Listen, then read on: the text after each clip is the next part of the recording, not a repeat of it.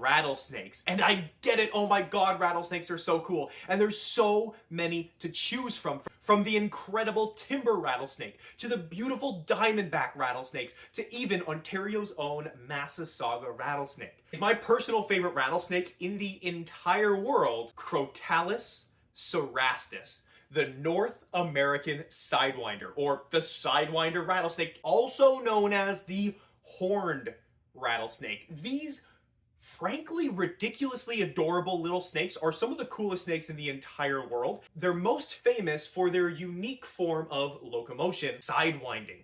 They will fly across sand dunes and rocky deserts sideways, lifting much of their body off the ground, not only to propel them at ridiculous speeds, often jumping them off the ground, but this is really, really important, making sure their bellies don't get burned.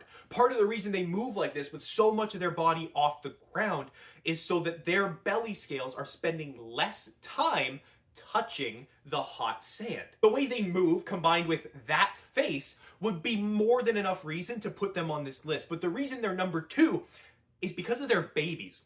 Neonate cerastus have some of the most unique adaptations of any vipers on the planet. The first is actually relatively common amongst vipers. The first really cool adaptation that these snakes have is that they have, as juveniles, a caudal lure. Basically, a lure on their tail that resembles a worm that birds and small rodents will come to try to eat, and then wham!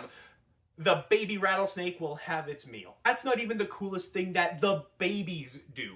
The baby sidewinder rattlesnakes have a one-of-one unique strategy for thermal regulation as babies that no other snake on the planet has ever been observed exhibiting. Neonate sidewinder rattlesnakes will gather in their burrow before their first shed, which is when many snakes are at their most vulnerable. They'll go into this burrow and they will actually plug the tunnel, the entrance to the burrow, with sand, hide inside the burrow that's completely enclosed. Now, this is a brilliant strategy for hiding from predators. It's also incredibly hot along the surface where that roof of sand is. So these snakes will actually intertwine with one another in constant movement, which will ensure that no individual neonate is ever at the surface of that den for a prolonged period of time, preventing any of them from getting burned and maintaining a